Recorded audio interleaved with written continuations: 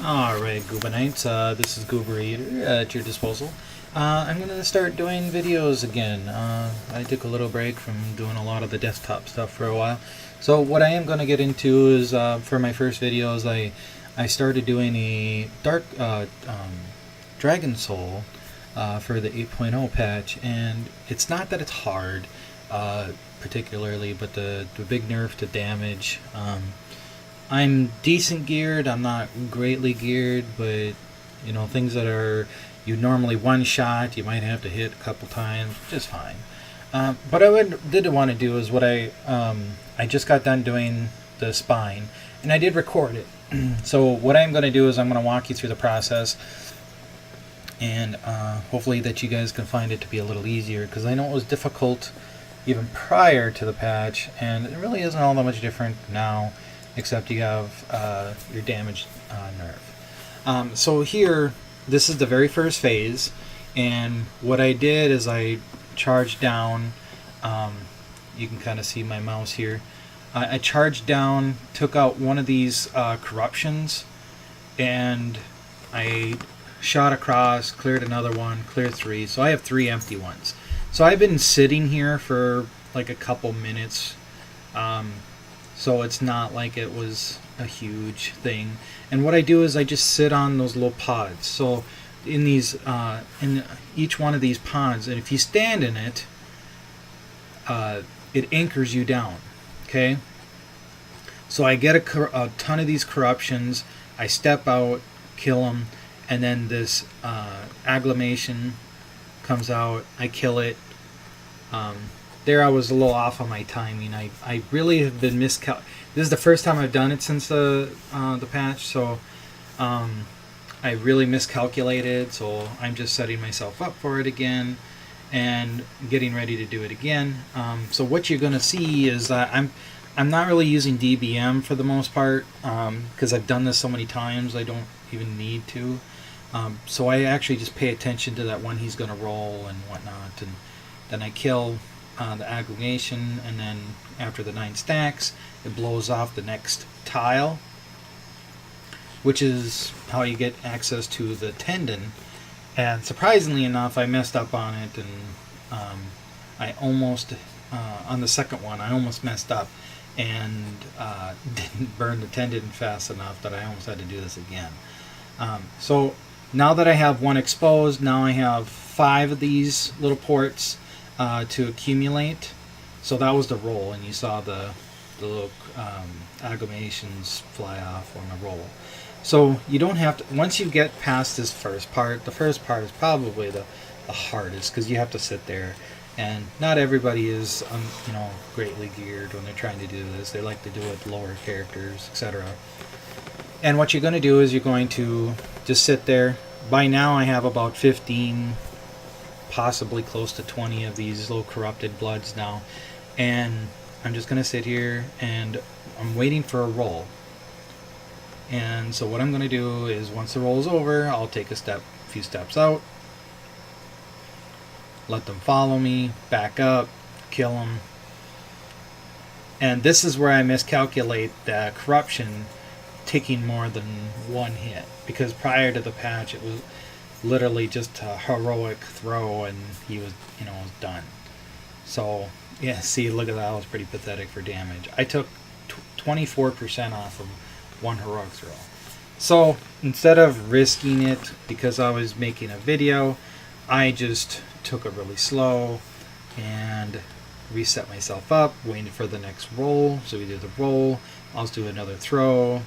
There, that one took off quite a bit more. And then I'll find out that I'm actually that it actually took 2 more throws to finish this one off, which is kind of funny, because I'm so used to doing this in probably a fraction of the time. But because I wanted to do a video and take it slow, you can actually do this quite fast. If you're a caster, it's probably a lot easier, as a warrior does not have much range. So we'll go ahead. They're going to wait for another roll. He's sitting there at 5%. This is ridiculous. So we'll do a roll. There's another hook throw. There's the aggravation. He's going to come out. He's going to come over. I take a few steps back, let him go through the bloods. He's going to hit 9, kill him real quick. Going to do the blast. As you can see, I'm not even, I mean, I am running, there is DBM running, but it's not really running. I missed it. See, I tabbed away from the tendon on accident. This is where I messed up and was having issues. Like, I wasn't able to target anything, so I just ended up doing whirlwind until I was so close and not getting it on this phase that, and then I would have probably just jumped off because I completely messed up. So what you're going to notice is that through the whole time I've been clearing all the tendons, but I don't do that on this one because there's on the last tile or the last armor piece, there's always going to be 2 of those corruptions up. So here I am. I'm just going to keep walking you through it.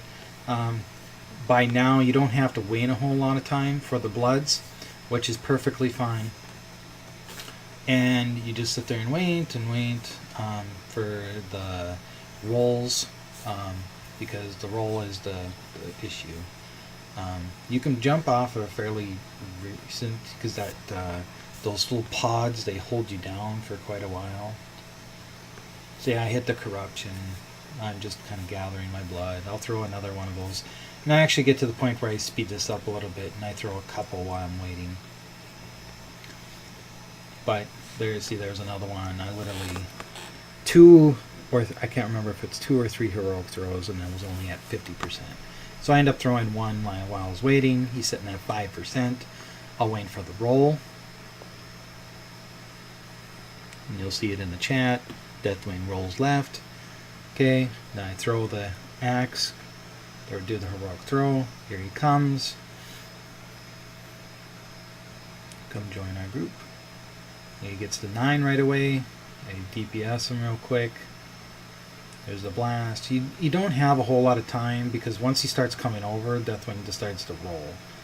So there again, I just start to do some whirlwinds, and there's a tendon, and there we go. And this is probably the most epic cutscene ever. Here's Thrall with the Dragon Soul and just blasts a big ass hole in Deathwing. So it's awesome. That is it. And I think Thrall feels a little bad about it. Then this is where he falls into the maelstrom. You know, you would think that they would recover him or something, but And then you fall down, and there's Thrall waiting for you. He's got the Dragon Soul in his hand, and then that's it. And that's all she wrote. If you have any questions, or if you have any other raids that you guys are finding tough, I do want to credit some of the people that I have. This isn't an overly original video. I just found it to be a little quicker to explain it this way. I can't tell you everything on or everybody, because I usually take a little bit here and a little bit there and kind of make it into a far more condensed, faster version. So obviously it's not going to be completely original.